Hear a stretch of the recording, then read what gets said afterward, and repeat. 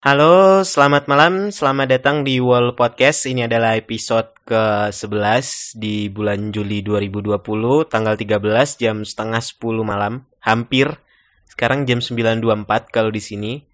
Kali ini aku bakal ngebahas tentang jurusan kuliah yang mungkin sekarang kalian ambil. Soalnya kan sekarang itu lagi UTBK gitu kan. Kemarin aku ngelewatin Jalan Veteran di Kota Malang, di depan Universitas Brawijaya itu hari Minggu, itu rame banget. Ada mobil-mobil yang nunggu saudara atau keluarganya lagi UTBK mungkin ya. Jadi kepikiran buat buat bahas tentang itu gitu loh. Kenapa? Soalnya ya jurusan kuliah itu kan bakalan ngimpact banget ke masa depan kalian, apalagi buat kalian yang sekarang baru lulus SMA terus bingung mau kuliah di mana, mau ngambil jurusan apa gitu kan. Karena ya gitu, jurusan itu mau nggak mau bakalan menentukan kalian ke depannya itu jadi apa. Biarpun nggak nggak banyak lah, kadang ada yang bilang kan jurusan kuliah itu nggak menentukan masa depan. Emang iya, kalau itu bisa bisa dibilang benar juga, karena passion tiap orang itu berbeda gitu kan. Bisa jadi jurusannya teknik tapi passion dia di seni, jadi kayak masa depan dia bisa jadi seorang seniman. Cuman kan ya semasa kuliah itu yang dipelajari dia adalah teknik gitu loh. Jadi ya sedikit banyak itu bakal ambil ambil besar lah dalam hidupnya. Sedikit banyak tapi ambil besar. Ya, sedikit banyak ada pengaruh di hidupnya gitu kan buat masa depannya nanti. Jadi yang mau aku ceritain adalah ketika kalian ngambil jurusan itu, sebisa mungkin kalian usahakan atau sebisa mungkin kalian cari tahu, sebisa mungkin kalian kalian riset gitulah supaya kalian nggak salah milih jurusan nanti waktu mau masuk kuliah. Soalnya ya aku punya pengalaman salah ngambil jurusan dan itu udah lama banget, udah tahun 2012. Pertama kali aku lulus SMA itu 2012. Iya. Terus pas 2012 itu kan aku ngambil jurusan yang namanya jurusan Teknik Sipil di salah satu universitas negeri di kota Aceh. Nah, waktu itu kesalahanku adalah aku mengira kalau teknik sipil itu adalah teknik yang berhubungan dengan kayak masyarakat, kayak orang-orang, kayak urbanisasi gitu, kayak mungkin setidaknya dia membahas tentang psikologi, namanya teknik sipil. Jadi kayak aku di otakku lebih ke oh ini berarti membahas tentang kemampuan manusia berkomunikasi atau kemampuan manusia berinteraksi gitu kan. Ternyata teknik sipil itu bangunan dong, dan aku kan basicnya SMA. Terus dari kecil aku juga kayak ya nggak bisa ngegambar gitu lah, kayak gambaranku tuh jelek. Bahkan dulu ketika ada tugas gambar tuh pasti digambarkan sama bapak gitu kan, aku nggak bisa gambar sendiri gitu. Pokoknya kalau ada tugas seni yang berhubungan dengan gambar tuh pasti aku digambarin entah sama bapak atau sama temen gitu. Terus pas lulus SMA karena tidak ada riset dan aku tidak tahu, aku kan berasal dari pelosok Sumatera lah, yang internet aja zaman itu belum 3G gitu loh, masih kalau nggak salah HSDP atau GSM gitu, aku lupa. Dan HP Android itu kayaknya belum ada, masih Samsung Samsung apa gitu loh, yang gede, dia belum Android. Biarpun udah Android itu tapi masih Android yang awal banget gitu ya, dan itu harganya mahal banget. Padahal sekarang itu kayak kalau dibeli mungkin 100.000 gitu kan. HP-HP Android dulu itu mahal banget. Dan ya karena aku juga basicnya waktu itu dari pelosok dan gak berusaha nyari tahu, dan dengan kesoktahuanku itu tadi ngerasa bahwa teknik sipil adalah berhubungan dengan manusia atau psikologi, akhirnya aku masuk sipil tanpa ketidaktahuan. Dan ya selama kan aku di Aceh itu 2,5 tahun gitu, kayak 2,5 tahun tuh aku nggak ngerti apapun gitu, nggak ya, ilmu yang aku dapat itu nggak ada gitu ya. Itu kesalahan pribadi sih, karena dengan tidak riset, dengan tidak mau tahu dan tidak cari tahu, akhirnya ya nggak dapat apa-apa gitu di sana. Selama 2,5 tahun itu yang aku inget sampai sekarang itu cuman teodolit sama ketinggian dari laut sama jenis semen. Itu juga kalau nggak salah gitu kan. Soalnya ya tugas pertama masuk, hari pertama banget tuh. Ingat banget aku, hari pertama banget masuk yang setelah ospek. Ospek di jurusan gitu kan. Hari pertama masuk itu kayak coba kalian gambar kedalaman jembatan gitulah intinya. Dan itu suruh ngitung rancang bangun. Aduh, itu aku langsung what? Kok gini gitu. Aku ngirain waduh, kayaknya bakalan bebas dari matematika gitu kan. Mikirnya waktu lulus SMA itu kayak matematika, fisika, kimia itu aku hindari. Soalnya udah males banget, udah muak banget di SMA tuh jurusan IPA. Tiap hari matematika, fisika, kimia, ulang lagi. Jadi pinginnya tuh kuliah kayak jurusan umum yang ada matematika tapi kayak matematikanya masih dasar, masih bisa dipikirkan dengan logika gitu, nggak yang matematika kayak di teknik sipil tuh aduh deep banget matematikanya. Dan iya, karena aku sendiri juga bodoh di eksak gitu, jadinya ya gitu deh, kuliah di sana 2,5 tahun nggak dapet apa-apa. Malah waktu itu aku mulai suka di teknik informatika. Jadi dari semester 2 ke semester 5 itu kuliah pulang, dan ketika pulang itu aku malah mampir kayak ke sebuah, apa ya dibilangnya ya, bukan kafe sih, lebih ke warung kopi gitu, tapi dia nyediain wifi ID gitu loh. Kayak waktu itu kan wifi ID itu masih rame banget yang make kan, terus kecepatannya itu nggak terlalu kenceng tapi dia tuh stabil gitu loh. Jadi kayak waktu itu kan kartu karena masih belum 3G, jadinya orang-orang tuh males kalau pakai data seluler, apalagi paketan mahal gitu kan. Kalau pakai wifi ID itu murah, 5.000 kalau nggak salah tuh dapatnya 6 jam atau 7 jam, lupa, udah lama banget. Dapatnya segitu, dan itu udah bisa download berbagai macam koleksi program, e-book, jurnal di internet. Dapat dari freeitbooks.com. Iya, dari itu freeitbooks.com, terus dari ilmu komputer. Itu semuanya aku bacain, dan dari situ aku mulai suka yang namanya komputer. Emang kalau sukanya dari SMP itu aku udah mulai tertarik gitu, ketika waktu dulu di SMP ku tuh kan ada satu buah komputer di ruangan guru, dan itu dipakai gantian tiap kelas gitu kan.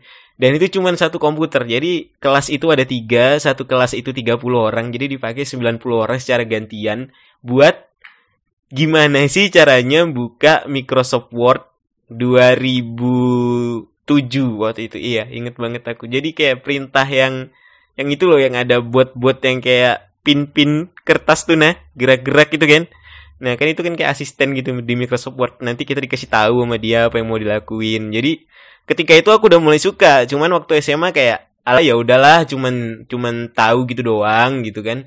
Tapi ketika kuliah rasa suka itu muncul lagi gitu loh. Kayak soalnya waktu kuliah kan megang laptop, teknologi ini udah keren banget, ternyata selama ini tuh aku ketinggalan banget gitu kan. Jadi aku mutusin setelah 5 semester, 2,5 tahun di Aceh tuh, aku ngomong ke orang tua, aku jujur aja kalau aku bilang, aku kayaknya salah jurusan deh. Terus dijawab, loh kenapa? Kan ini udah pertengahan. Misalnya dulu aku ngiranya sipil itu begini. Ternyata setelah aku masuk, kok hasilnya begini ya. Itu nggak sesuai ekspektasiku gitu. Soalnya ya aku yang salah gitu, aku bilang ke mereka kan. Terus maunya gimana?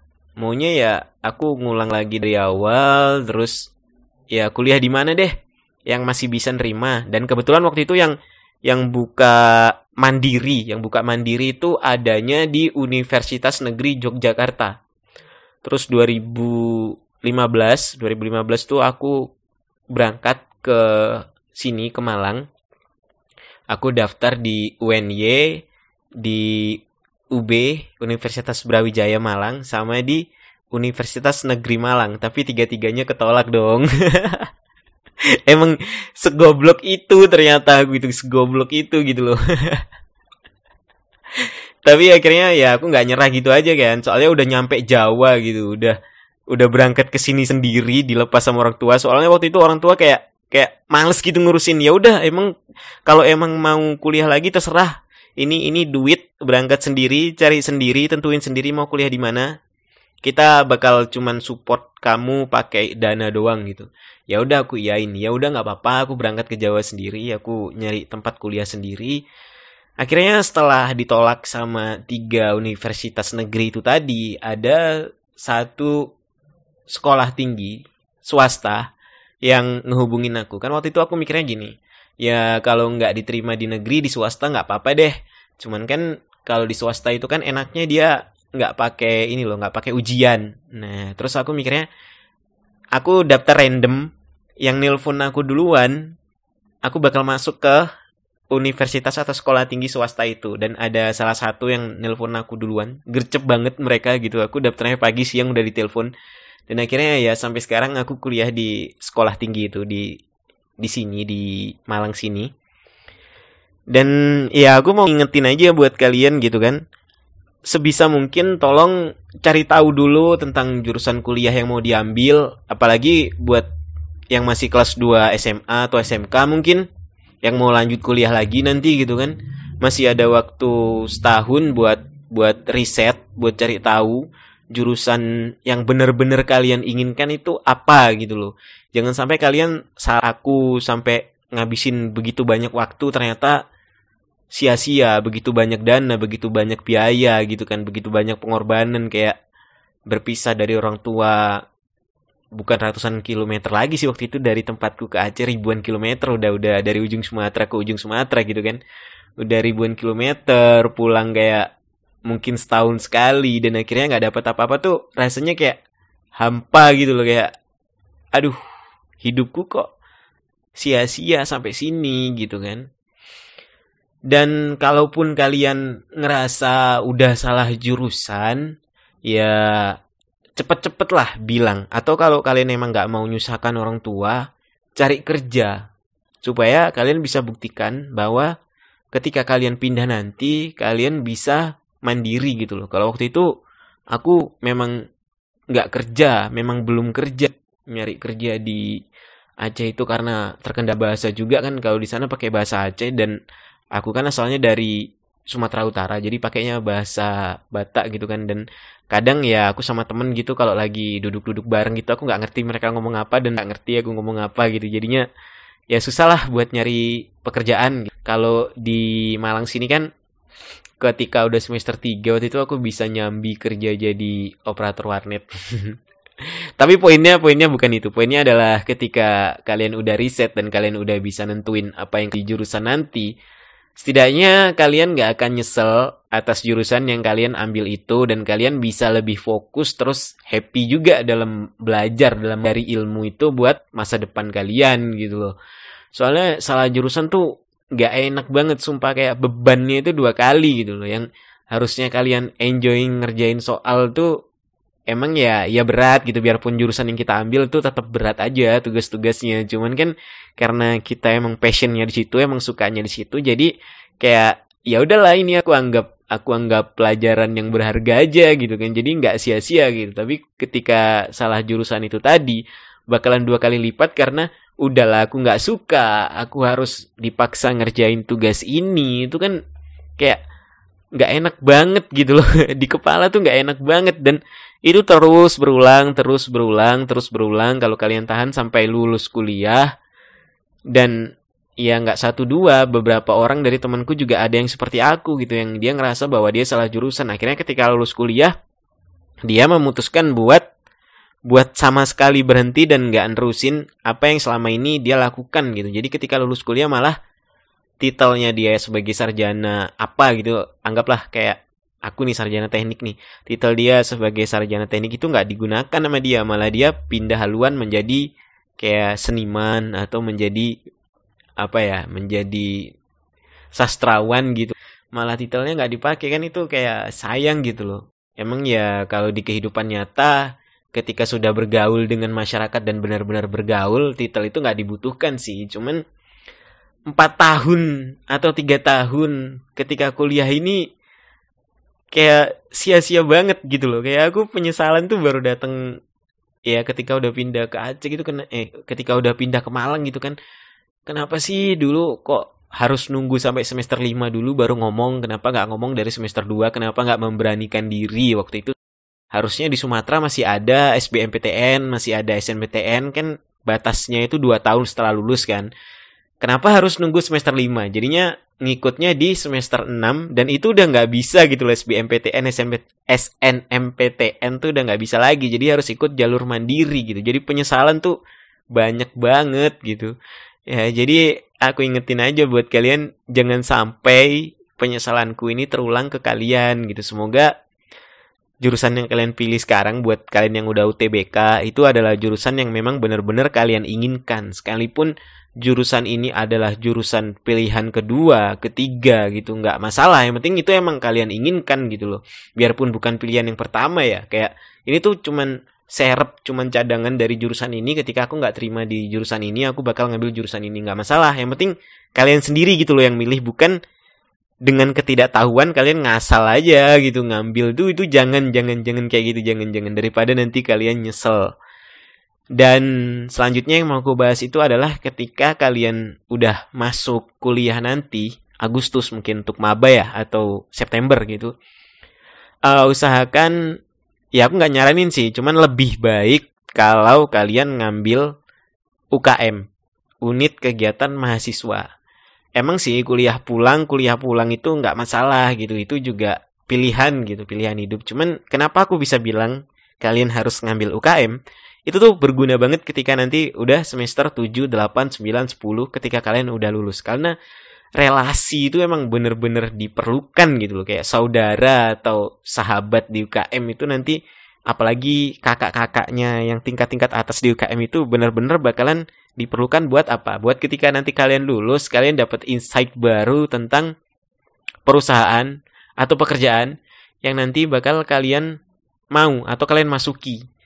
Nah, dari bimbingan mereka yang udah duluan kerja itu tadi kan, atau bimbingan mereka yang udah berpengalaman di bidang itu, kalian bisa lebih mempersiapkan lagi. Sama kayak yang aku bilang tadi, ketika SMA ke kuliah itu kalian udah riset. Nah, nanti kuliah ke pekerjaan juga karena udah riset, jadinya hasilnya bagus. Nah, risetnya itu melalui apa? Kalau aku sih sendiri melalui UKM itu tadi. Karena aku di kampus itu kan aku ikut UKM seni gitu kan. Dan manfaat keduanya itu adalah kalian jadi lebih bisa memanajerial keanggotaan, atau kayak gimana yang ngomongnya. Di UKM itu kan ada struktur organisasi tuh.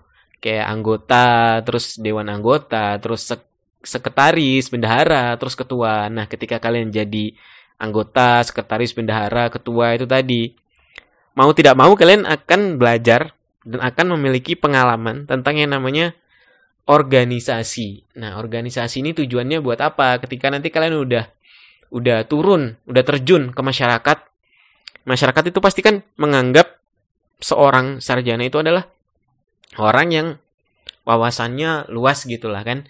Nah, tapi ketika kita tidak punya kemampuan organisasi dan kita diperlukan untuk mengorganisasi kependudukan atau sebuah wilayah gitu, kita bakal kerepotan. Nah, dengan UKM ini tadi, setidaknya knowledge kita, pengetahuan kita bakalan bertambah dan kita bisa mengiyakan ajakan mereka. Soalnya kan gitu, sekarang kan stereotip masyarakat tuh kalau, oh itu anaknya sudah sarjana, dia pasti bisa semuanya gitu kan. Emang kadang kita mikir pasti, ya sarjana itu nggak mesti tahu segalanya gitu. Kayak anak teknik komputer tuh kayak disuruh benerin remote. Soalnya kemarin gitu temanku disuruh benerin remote sama ibu kos gitu kan. Kayak why gitu, itu bukan jurusan, tapi ya kan namanya masyarakat umum gitu, taunya gitu kan. Anak teknik ini ya taunya ini gitu. Berarti dia tahu yang ini juga, dia tahu yang A, dia tahu yang B, dia tahu yang C, pokoknya yang berhubungan dengan teknologi kalau teknik informatika gitu kan.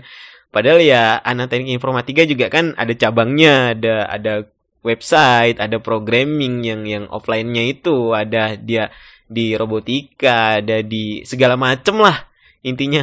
Tapi ya namanya masyarakat umum kan, kita harus ngewajarin gitu loh. Nah, dengan ikut UKM tadi kalian udah bisa berorganisasi, udah bisa memanajerial orang kan, setidaknya kemampuan itu bertambah satu gitu loh.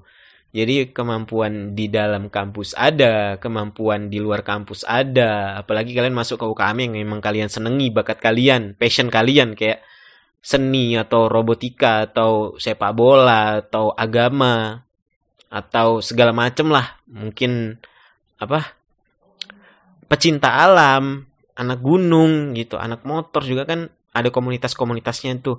Ketika kalian masuk kayak gitu kan, kalian udah dapet teman-teman yang emang sealiran, seflow.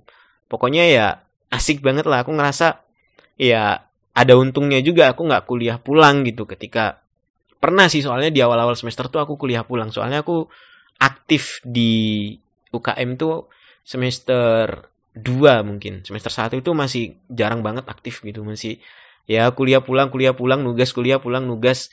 Dan setelah semester 2 itu masuk, aku kayak ngerasa, wah ternyata ada gunanya juga ya masuk ya. Aku lebih kenal banyak orang, terus sekarang aku jadi kenal seni ini tuh ada macem-macem. Nggak cuman kayak seni musik doang, tapi ada juga seni rupa, ada seni fotografi, ada semantik gitu. Pokoknya macem-macem dah, sampai sampai di dalam pikiran tuh mikir kayak, wow, ternyata seni itu menakjubkan, semenakjubkan itu ya gitu. Dan sampai sekarang itu terbawa gitu loh. Hasilnya kayak ketika disuruh, tolong kamu manage acara ini ya, tolong kalian bikin event yang kayak gini ya. Kita udah oke aja karena udah pernah berpengalaman juga ketika dulu di semester 3, 4, 5 gitu kan, ikut bikin event ke sana, ikut ikut bikin musik, bikin acara fotografi di jalanan gitu kan, bikin desain di kampus. Nggak bikin desain sih, tapi jadi panitianya gitu. Soalnya aku yang nggak bisa bikin desain kayak aku bilang tadi kan, nggak bisa gambar aku. Jadi panitianya gitu, development orang-orang, nyuruh orang-orang, minta tolong, terus kerja sama gitu. Akhirnya sekarang ya ketika disuruh lagi ya udah mudah aja gitu loh. Ya, itu tadi. Terus yang terakhir yang mau aku bahas itu adalah tadi jurusan udah, terus UKM udah. Yang ketiga itu adalah buat kalian yang sekarang mungkin udah mau lulus atau udah lulus, kenapa mudah banget buat reunian sama teman SMA, SMP, sedangkan teman kuliah tuh susah banget? Karena ketika lulus kuliah itu kita beda gitu loh. Kalau lulus SMA, SMP itu kan kita bareng-bareng. 3 tahun tuh lulus, ya lulusnya bareng-bareng. Tapi kalau kuliah tuh beda banget. Kayak ada yang 3 tahun, ada yang 3 tahun setengah, ada yang 4 tahun. Dan itu bikin jarak gitu loh.